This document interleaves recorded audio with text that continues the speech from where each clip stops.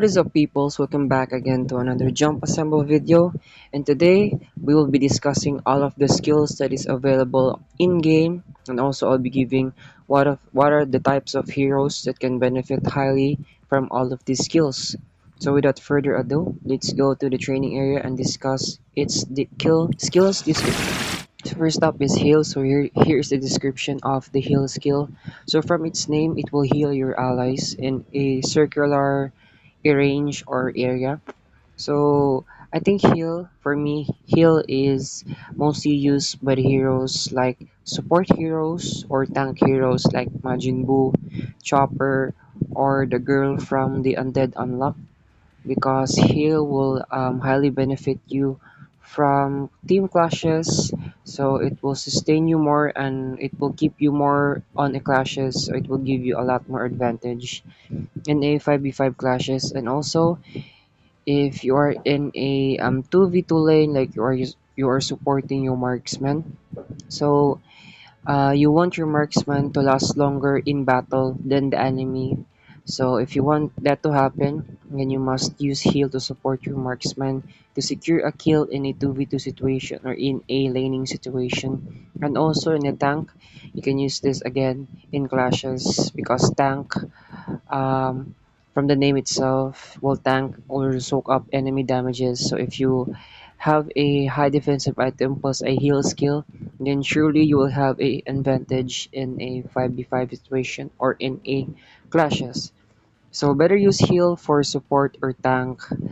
You can all of the heroes can benefit from heal, but I highly recommend you use heal in a support or a tanky heroes. Next is we have flash.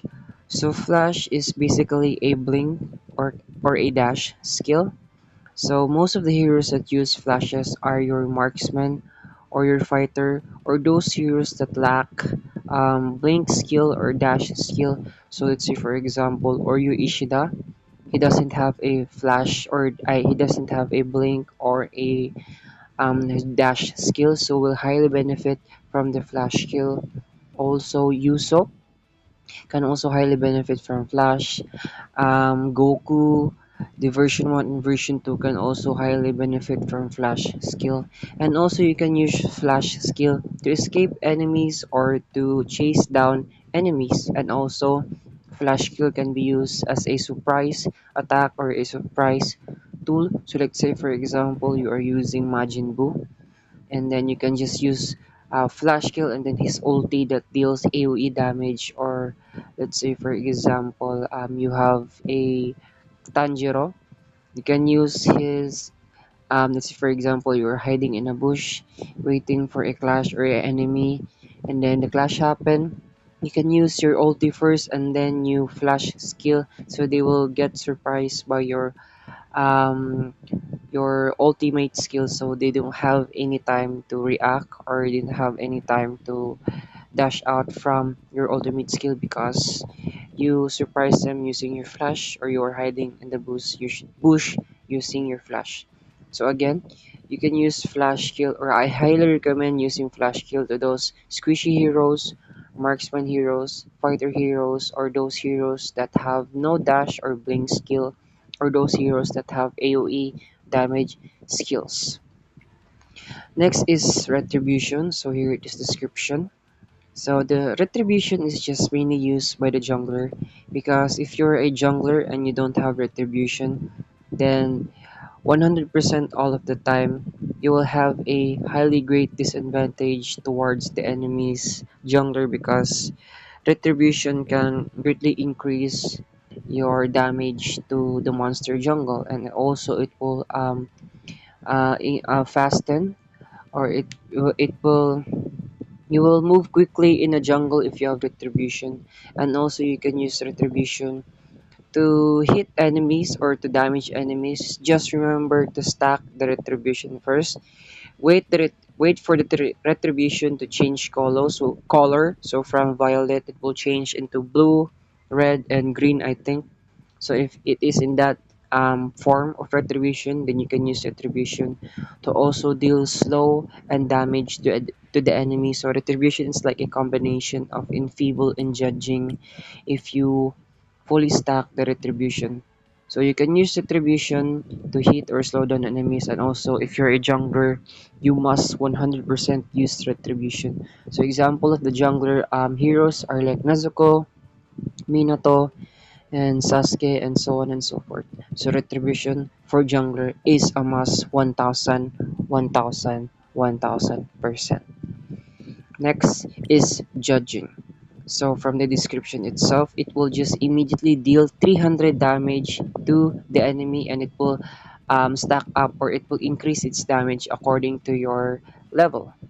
So it will just give you a 300 damage automatically. I think it will also neglect shields.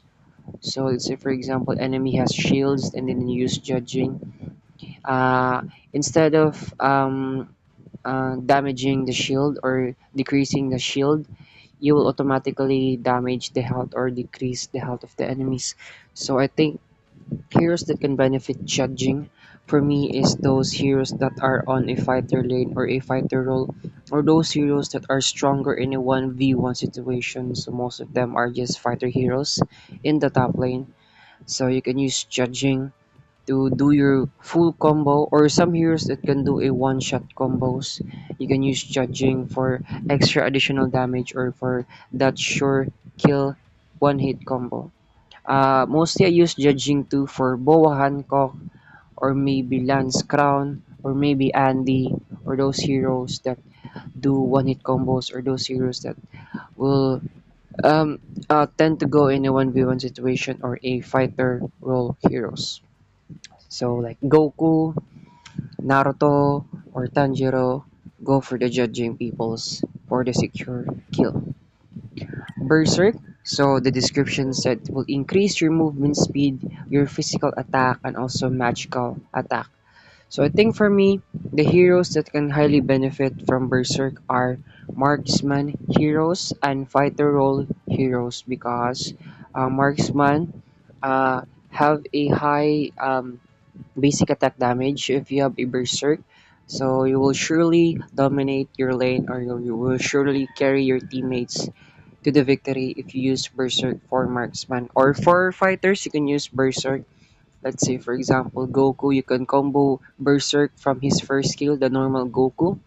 You can combo Berserk from other skills too, or just mainly for fighter or marksman role. So use Berserk like Usopp, Oreo, etc. etc. So use Berserk if you're a marksman and you think your support or your tank is very good and can support you throughout the end without using flash or heal, then go for the Berserk, because you will have a high advantage in a laning phase. If you go in a 2v2 situation and then the marksman user doesn't have Berserk, only flash kill, then you will have an advantage in dealing damage. So next is Enfeeble. So Enfeeble will reduce the damage of the specified character, and it would also decrease the movement speed of that said enemy character. So you can use Enfeeble in a 1v1 situation. This is highly recommended for those fighter roles or for those heroes that go in a 1v1 lane or 1v1 situation.